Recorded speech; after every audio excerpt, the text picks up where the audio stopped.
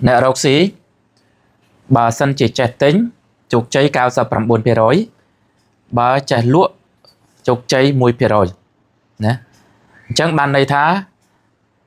phiệp chục cháyในการrốc xí cứ việc bắt đám tăng pì mọc pì cả tình là hai ban chỉ dương khơi thả nè để quật tình ban trầm trớ quật còn tại dọc máu đã phím tầm này bà quật đã rư rốt lên tìm xa phím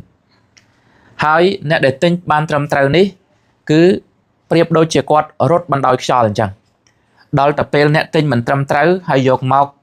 prang phơ marketing prang khăn á hãy pe kla tôi chỉ dương prang dạng nào cả đôi cầu vía mình ai tới bàn đài cứ bà chơi càng lối đời xa tại rương lụa bà chơi càng lối đời xa tại dương tính khó cả nai dương tinh tới rồi lụa cả nai dương tinh khó bị bạn lụa na cả nai dương tinh trăm tới đôi dương chục chơi đâu tại cao sắp làm buồn phía rồi tại hai số thả ta tinh trăm tới nó tinh mà tinh trăm tới nó cứ dương tinh ban tháo hay quân được phiệp lõ hay chiaประเภท tùm ninh đều chia tùm rời cả chẳng hay ban chia nợ rốc xí prang na svai na ông piประพบในกาติงដល់ទៅពេលអ្នកដែលគាត់បរាជ័យគឺស្វាស្វែងតែរឿងធ្វើ marketing ប្រាំងតែលក់តែវាហត់វាលំបាកតាំងពីការទិញមកម្លេះចឹងអ្វីដែលយើងត្រូវគិតពិចារណាគឺត្រូវគិតពិចារណានឹងចាប់ផ្ដើមពីការទិញមកនេះហើយបើទោះជាថាយើងមិនមែនជាអ្នកលក់ទំនិញទេយើងជាអ្នកផលិតក៏ដោយ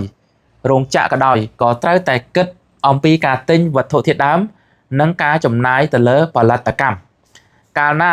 វត្ថុធាតុដើមល្អចំណាយទៅលើផលិតកម្មបានធូរថ្លៃគឺយើងអាចយើងមិនបាច់ចាំតម្លើងតម្លៃប៉ុន្តែភាពចំណេញរបស់យើងហ្នឹងគឺ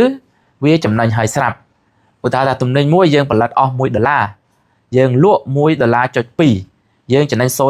0.2 ចុះឥឡូវបើយើងផលិតអស់ត្រឹមតែ 0.5 យើងចំណេញដល់ទៅ 0.7 ឯណោះណាអញ្ចឹងស្វែងរកប្រភពនៃការទិញឲ្យបានទៅយើងមានអត្រានៃភាពជោគជ័យខ្ពស់យើងបានឃើញផុសតាងជាក់ស្ដែងទៀតហើយនេះអ្នកដែលគាត់ធ្លាប់ទៅរកទំនិញឬប្រឹងរកទំនិញគឺគាត់ដឹងហ่ะ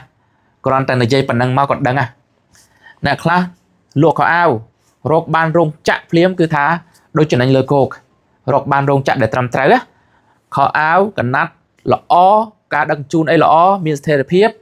ដល់ទៅពេលយកមកឲ្យតម្លៃធូរថ្លៃគ្រាន់តែយកមកដូចចំណេញលើគោកណានេះយើងរកទិញរកប្រភពទំនិញឲ្យបានគឺដូចចំណេញលើគោកណាផ្លាស់ប្ដូរកន្លែងនឹងតិចបងប្អូនបើមិនអញ្ចឹងទេយើងប្រឹងមួយថ្ងៃយើងប្រឹងឲ្យលុយទៅ page Facebook ឬក៏យើងប្រឹងធ្វើទីផ្សារអស់លុយច្រើនណាស់ហើយមិនត្រឹមតែប៉ុណ្្នឹងទេខាតទៅដល់អតិថិជនទៀតអតិថិជនដែលជាមហាជនដែលជា fan របស់យើងហ្នឹងគាត់ទិញរបស់យើងវាថ្លៃហើយយើងក៏ចំណេញតិចណាចឹងហើយការតស៊ូរបស់យើងគឺត្រូវតែតស៊ូប្រត់ព្រៀងតាំងពីការទិញកុំឲ្យឈិនឆៃក្នុងការទិញរកប្រភពទំនិញឲ្យបានត្រឹមត្រូវដែលគុតគង់ទៀងទាត់ទាន់ពេលវេលាថោកគុណភាពល្អនោះគឺយើងចំណេញទាំងអស់គ្នាទាំងយើងទាំងអតិថិជនរបស់យើង